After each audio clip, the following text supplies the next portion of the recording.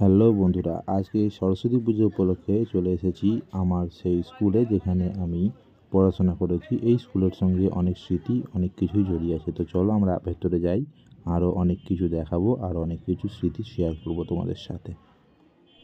ভিডিওর প্রথমেই বলে রাখি, যদি ভিডিওটা ভালো লেগে থাকে তাহলে লাইক, কমেন্ট, শেয়ার আর সাবস্ক্রাইব করে দিও। Thank you. স্কুলে ঢুকেই প্রথমে চলে এসেছি যেখানে সরস্বতী ঠাকুর পুজো হয়েছে, মানে সেই রুমটার মধ্যে যেখানে পুজো হয় বরাবরই। দেখতে পাচ্ছ আমাদের ভেতরে খুব সুন্দর করে সাজানো হয়েছে, আলপনা দেওয়া হয়েছে। এগুলো স্কুলের স্টুডেন্টরাই দিয়ে থাকে, আমরাও সেই সময় দিতাম। এখন যারা আছে তারাই স্টুডেন্টরা দেয়। সময়ের সাথে সাথে স্কুলের পুজো অনেকটাই ছোট হয়েছে, কিন্তু তবুও বলবো স্কুল তো আমাদেরই অনেক কিছু শিখিয়ে গেছে। তো স্কুলের পুজোর সঙ্গে একটা আলাদাই অনুভূতি আছে, একটা আলাদাই স্মৃতি আছে। তো ওখান থেকে আমরা বেরিয়ে চলে এসেছি স্কুলের মাঠে, যেখানে আমরা খেলতাম টিফিন বেলায়। এখানে অনেক খেলা খেলেছি, প্রায় অনেকবার পড়েওছি, হাত পা ছড়েছে, অনেক কিছু হয়েছে, অনেক স্মৃতি এটার সঙ্গে জড়িয়ে আছে।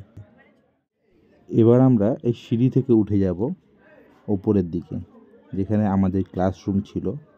মানে নিচের দিকেও ক্লাসরুম আছে, ওপরেও ক্লাসরুম আছে। বেসিক্যালি আমি যেসব ক্লাসরুমগুলোতে, মানে 5, 6, 7, 8, তো ওপরের দিকেই সব আমার ক্লাসরুমগুলো পড়েছিল। তো অনেক দিন পরেই সিঁড়ি ধরে উপরে ওঠার একটা আলাদাই অনুভূতি, সত্যি খুব ভালো লাগছে উপরে উঠতে পেরে। এই যে ক্লাস ঘরগুলো এখন প্রায় বন্ধ, এই সরস্বতী পুজো উপলক্ষে যদিও বন্ধ, তবে খুব সুন্দর করে এখন নতুন করে সাজানো হয়েছে। যেগুলো দেখলাম, এই রবীন্দ্র কক্ষ, বিদ্যাসাগর কক্ষ, এগুলো খুব ভালো লাগলো আমার। এর ওপর থেকে নিচে এই মাঠ, যেই মাঠে আমাদের কত স্মৃতি জড়িয়ে আছে। সত্যি কথা বলতে ছোটোবেলার স্কুল একটা আলাদা, অনেক রকম স্মৃতি, অনেক রকম অনুভূতি এটার সঙ্গে জড়িয়ে থাকে। তো সেইগুলোই মানে আবার পুনরায় উজ্জীবিত করার চেষ্টা, জাস্ট এই ব্যালকনি থেকে দেখায় করা, মানে যেরকমভাবে সব কিছু স্কুল লাইফে কাটাতাম সব কিছু সেরকমভাবে করা।